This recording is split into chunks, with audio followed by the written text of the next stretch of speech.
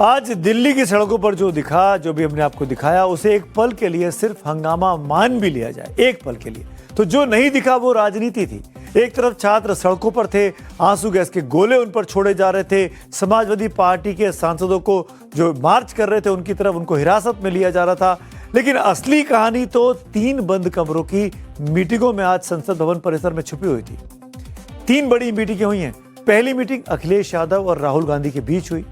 दूसरी मीटिंग शिक्षा मंत्री धर्मेंद्र प्रधान और गृह मंत्री अमित शाह के बीच हुई, जो करीब 3 घंटे से अधिक वक्त तक चली। गौर करने वाली बात तो यह भी रही कि इस मीटिंग में संसदीय कार्य मंत्री किरण रिजिजू भी मौजूद थे।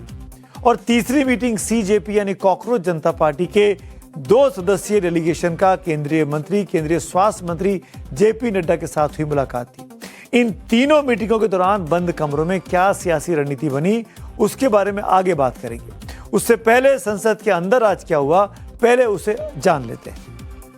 आज मॉनसून सत्र का पहला दिन था। प्रधानमंत्री मोदी ने आज सत्र के शुरू होने से पहले संसद के दरवाजे पर खड़े होकर कहा, मॉनसून हो या मॉनसून सत्र, अगर दोनों प्रोएक्टिव हो तो दोनों प्रोडक्टिव होते हैं। लेकिन संसद का पहला दिन उस उम्मीद के ठीक उलट तस्वीर लेकर आया। लोकसभा की कार्रवाई शुरू हुई। विपक्ष ने नीट पेपर लीक, छात्रों पर पुलिसिया कार्रवाई और राम मंदिर में चंदा चोरी का मामले को लेकर तत्काल चर्चा की मांग की और सदन में जमकर हंगामा मचाया। सरकार अभी इसके लिए तैयार नहीं दिखी है। फिर क्या था, जैसा कि हम कह रहे हैं, हंगामा जमकर बरपा। विपक्ष के हंगामे की वजह से स्पीकर ने कार्रवाई को स्थगित किया। सदन की परंपरा है कि अपनी सीट पर बैठें, सदन चलाने में सहयोग करें। सदन नहीं चलाना चाहते, प्रश्नकाल नहीं चलाना चाहते, चर्चा नहीं करना चाहते, सदन की कार्रवाई आज 12 बजे तक के लिए स्थगित की जाती है।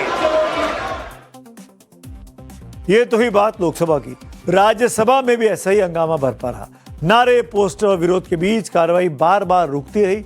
दरअसल आज सत्र शुरू होने से पहले कांग्रेस अध्यक्ष और राज्यसभा में नेता प्रतिपक्ष मल्लिकार्जुन खड़गे के ऑफिस में इंडिया गठबंधन के फ्लोर लीडर्स की बैठक हुई थी। इस मीटिंग में नेता राहुल गांधी के साथ साथ विपक्ष के कई नेता मौजूद रहे।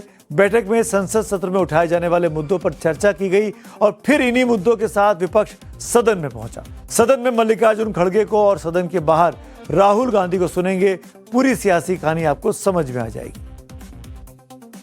सर, ये स्टूडेंट का मामला है, ये स्टूडेंट का मामला है जो लाखों बच्चों की जो भविष्य है, उनके भविष्य के बारे में मैं बात कर रहा हूं।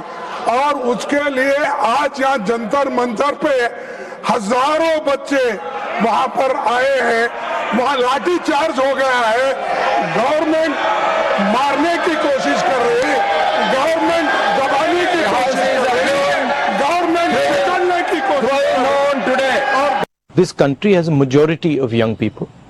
Prime Minister Modi is the most anti-youth Prime Minister India has ever had. The boys and girls who are walking the streets of Delhi are not criminals. They are demanding their rights. Their rights are to have an education system that respects them, to have an education system that is fair, to have an education system that is working. विपक्ष के नेताओं की meeting के बाद आज राहुल गांधी और अखिलेश यादव के बीच लंबी बैठक चली है।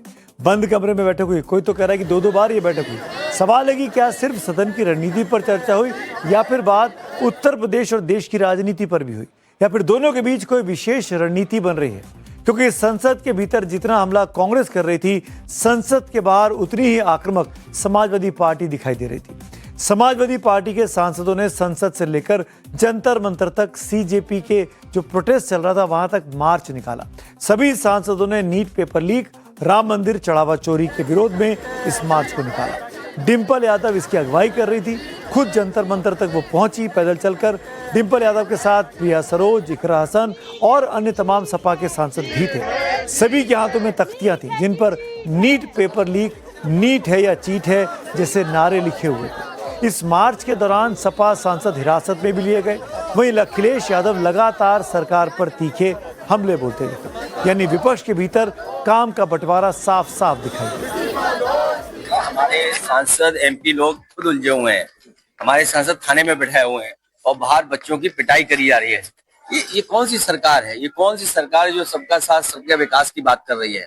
आप बच्चों की सुनना नहीं चाहते हो। सरकार है कि अहंकार है आपके अंदर? ये अहंकार बोल रहा है। अगर सरकार होती तो सुनती। तो सरकार में बैठे हुए मंत्री तो बदले, और अभी तो सरकार सम्मानजनक, नहीं तो सम्मानजनक बदलाव सरकार का ना हो जाए कहीं। ये जो आंदोलनकारियों को हटा रहे हैं, कहीं सम्मानजनक विदाई सरकार की ना हो जाए। और आज की एक और बैठक का जिक्र कर लेते हैं। और आज के दिन भर के घटनाक्रम का एक चेहरा कॉमन रहा, वो थे शिक्षा मंत्री धर्मेंद्र प्रधान साहब। आज गृह मंत्री अमित शाह, शिक्षा मंत्री धर्मेंद्र प्रधान और संसदीय कार्य मंत्री किरण रिजिजू के बीच एक महत्वपूर्ण बैठक चली है। बताया जा रहा है कि यह बैठक करीब 3 घंटे से ज्यादा चली। ये मीटिंग अपने आप में कई सवाल छोड़कर जाती है।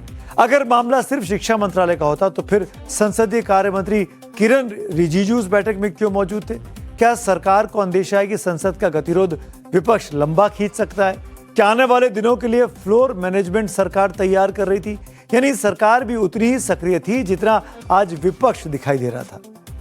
तीसरी बैठक जिसका जिक्र करना जरूरी है, जेपी नड्डा और सीजेपी प्रतिनिधि मंडल के बीच की है। इस बैठक के दौरान आज के दिन की सबसे दिलचस्प राजनीतिक तस्वीर सामने आई।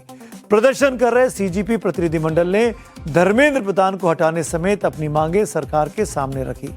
इसी मुलाकात के लिए तो करीब 1 महीने से जंतर मंतर पर प्रोटेस्ट चल रहा था। सरकार चाहती तो पहले दिन या पहले हफ्ते में मुलाकात कर सकती थी और फिर आज जो लाठियां बरसी उसकी नौबत नहीं आती। पर करीब 1 महीने के इंतजार के बाद जिस वक्त सोनम वांगचुक की भूख हड़ताल हो जाती है, उनको उठाना पड़ता है, उनको अस्पताल में जबरन भर्ती कराना पड़ता है, तब ये नौबत आई सरकार की तरफ से जब वो बातचीत करती सीजेपी के जो समर्थक हैं उनके साथ दिखाई दी।